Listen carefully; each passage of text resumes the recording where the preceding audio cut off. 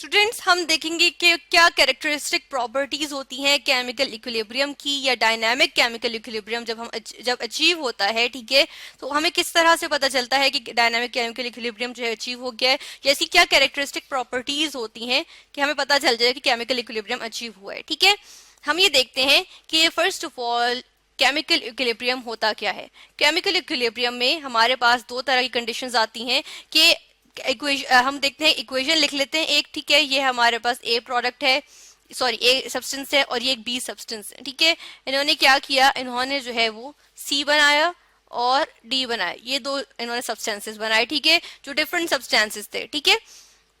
हम देखते हैं कि ए और बी रिएक्ट कर रहे हैं, ठीक है, तो ये क्या कहलाएंगे, रिएक्टेंट्स कहलाएंगे, ठीक है। हम इनको लिख देते हैं कि ये क्या चीज है, ये जो है वो रिएक्टेंट्स हैं, ये क्या कहलाएंगे, रिएक्टेंट्स, ठीक है।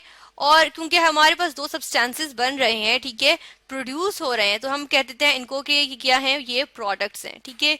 ये हमारे पास आ गए प्रोडक्ट्स। और अब हम देखते हैं कि क्या हम ऑब्जर्व किया कि जो ये प्रोडक्ट्स बन रही हैं, ये वापस जो है वो रिएक्टेंट्स बना रही हैं, ठीक है। यानी कि जिन चीजों से मिलके ये जिन चीजों से प्रोड्यूस हुए हैं, जिन सब्सटेंसेस से ये प्रोड्यूस हुए हैं, ये वापस उन्हीं को बना भी रहे हैं। तो हम देखते हैं कि यहाँ पे हमारे पास जब हम लिखते हैं तो इस तरह से लिख रहे हैं कि रिएक्शन किस तरह से हो रहा है कि आगे भी जा रहा है और बैकवर्ड भी जा रहा है, ठीक है, यानी कि दोनों तरफ जा रहा है। और अब हम देखते हैं कि एक हमारे पास पॉइंट ऐसा आता है कि जो हम जब सिस्टम को एनालाइज करते हैं तो उसमें हमने देखा कि ए और बी भी मौजूद थे और सी और डी भी मौजूद थे, ठीक है। और हम देखते हैं कि ए बी मिलके जो है वो सी डी बना रहे थे और सी डी मिलके जो है वो वापस ए बी बना रहे थे, ठीक है।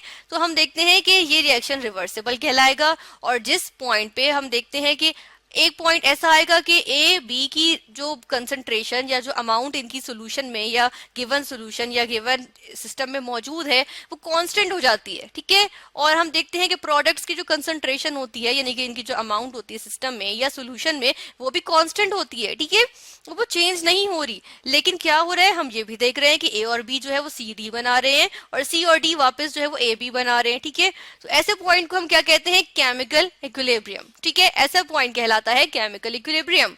और अब हम देखते हैं केमिकल इक्विलिब्रियम जो है वो सबसे पहली बात ये कि हमेशा किसी क्लोज्ड सिस्टम में होगा, ठीक है। हम कहते हैं ये हमेशा जो है वो क्लोज्ड सिस्टम में होगा। अब क्लोज्ड सिस्टम में से क्या होता है कि हमारे पास जो क्लोज सिस्टम होते हैं उसमें हम देखते हैं कि चीज जो है वो या सब्सटेंस जो है वो मैस जो है वो बाहर नहीं जा सकता, ठीक है। यानी कि अगर मैंने ये एक जो है वो बंद चीज ले ली, ठीक है, ये एक मैंने क्लोज बॉक्स ले लिया, इसके अंदर जो है वो रिवर्सिबल रिएक्शन हो सकता है क्योंकि ए जो है वो बी बना रहा है और बी जो है वापस ए बना रहा है, ठीक है। तो हम कहते हैं यहाँ चले हम ए और बी नहीं ले लेते, हम यहाँ पे एक्स और वाई ले लेते हैं क्योंकि हम ए और बी के ऊपर बात कर चुके हैं, ठीक है। हम कहते हैं एक्स जो है वो वाई बना रहा है और वाई जो है वो एक्स बना रहा है, ठीक है। तो और हम क्या देखते हैं कि अगर हम क्लोज्ड सिस्टम नहीं लेंगे, यानी कि क्लोज्ड सिस्टम में हमने क्या कहा कि इनमें से कोई भी जो है वो सब्सटेंस बाहर नहीं निकल सकता इसमें से, ठीक है।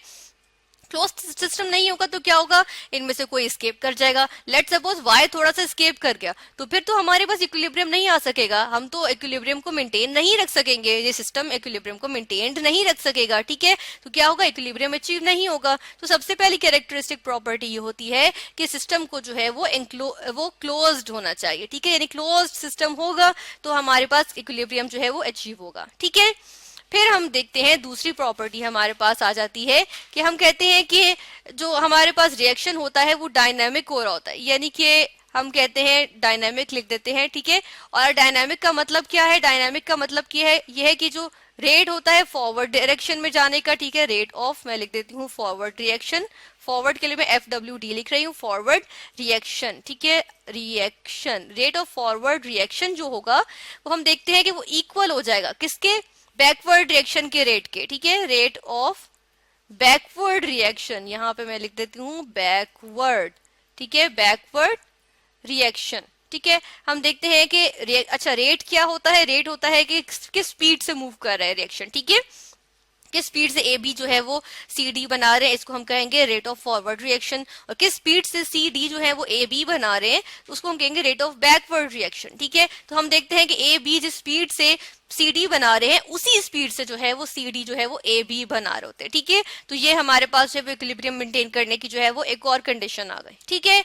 अब हम देखते हैं एक और कैरेक्टरिस्टिक प्रॉपर्टी देखते हैं कि जो फिजिकल प्रॉपर्टीज होती हैं वो कांस्टेंट रहती हैं, ठीक है। हम कहते हैं कि कांस्टेंट हम लिख देते हैं कि हमारे पास जब एक चीज बन गई, ठीक है ना, ये हम कह रहे हैं कि हमारे पास जब इक्विलिब्रियम मेंटेन हो गया, कांस्टेंट क्या कहते हैं, फिजिकल प्रॉपर्टीज। इक्विलिब्रियम जब मेंटेन हो गया तो फिजिकल प्रॉपर्टीज यानी डिफरेंट जो फिजिकल प्रॉपर्टीज शो करेगा वो सिस्टम या वो सोल्यूशन, वो जो है वो कांस्टेंट रहेंगी।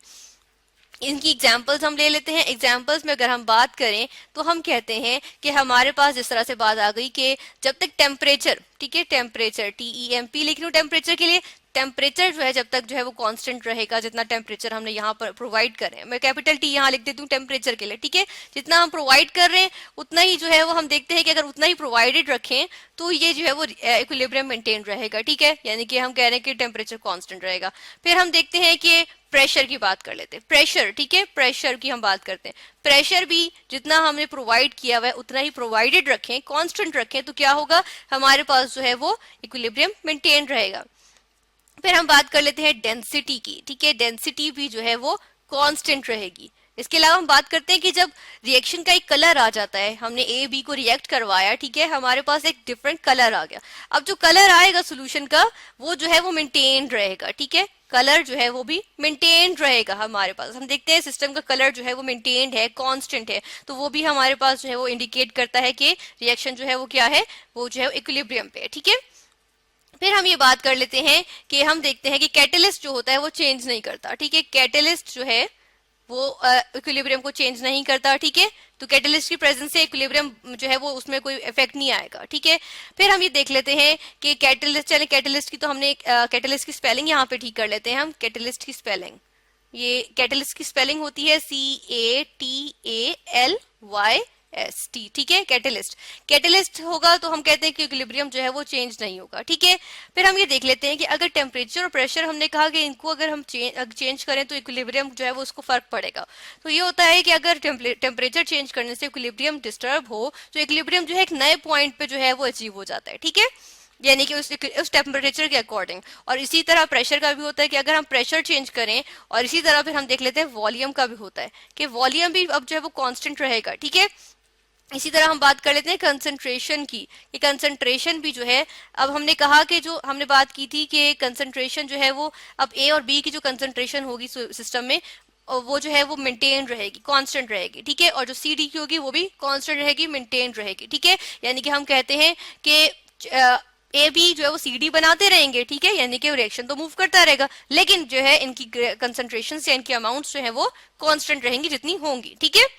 इसके अलावा हम मजीद बात कर लेते हैं, हम देखते हैं कि अगर हमारे पास, हमने ये भी कहा कि टेम्परेचर प्रेशर जो है वो अगर डिस्टर्ब होगा, इक्विलिब्रियम जो है वो डिस्टर्ब हो रहा है, तो हमने क्या कहा कि क्या होता है कि इक्विलिब्रियम न्यू पॉइंट पे जो है वो अटेन हो जाता है, ठीक है, इक्विलिब्रियम हम लिख देते हैं इफ डिस्टर्ब्ड, ठीक है, यानी कि अगर डिस्टर्ब होता है, ठीक है।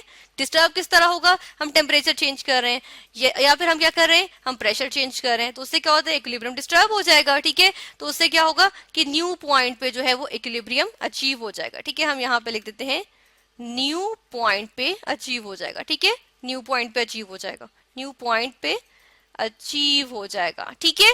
फिर हम देख लेते हैं कि हमारे पास जो है वो रिएक्शन जो है वो दोनों साइड्स पे जाएगा, ठीक है। इसको हम क्या कहते हैं, इसको हम कहते हैं कि ये क्या होता है, रिएक्शन क्या होता है, रिएक्शन जो है वो टू डायरेक्शनल होता है, ठीक है, टू डायरेक्शनल रिएक्शन क्या है, टू डायरेक्शनल, ठीक है, रिएक्शन टू डायरेक्शनल होता है। तो हमने ये डिफरेंट प्रॉपर्टीज देखी है, डिफरेंट कैरेक्टरिस्टिक्स देखे कि क्या होता है, कि कंडीशंस देखी, या हम किस तरह से पहचानेंगे कि केमिकल इक्विलिब्रियम है, ये रिएक्शन जो है वो दोनों जानिब जाएगा, ठीक है, रिएक्शन एक क्लोज्ड सिस्टम में होगा, ठीक है। फिर हम तो कहते हैं कि डायनामिक होगा, जिस स्पीड से जो है वो ए बी सी डी बनाएंगे उसी स्पीड से सी डी ए बी बनाएंगे, ठीक है। फिर हमने कहा कि फिजिकल प्रॉपर्टीज जो है वो कांस्टेंट रहेंगी, जिस तरह इन दोनों की कंसंट्रेशन कांस्टेंट होंगी, इन दोनों की कंसंट्रेशन कांस्टेंट होंगी, ठीक है, सिस्टम में, ये सोल्यूशन में। फिर हमने कहा कि इक्विलिब्रियम को डिस्टर्ब किया गया अगर टेम्परेचर या प्रेशर चेंज करने से या वॉल्यूम चेंज करने से, तो क्या होगा, हम देखते हैं कि एक नए पॉइंट पे जो है वो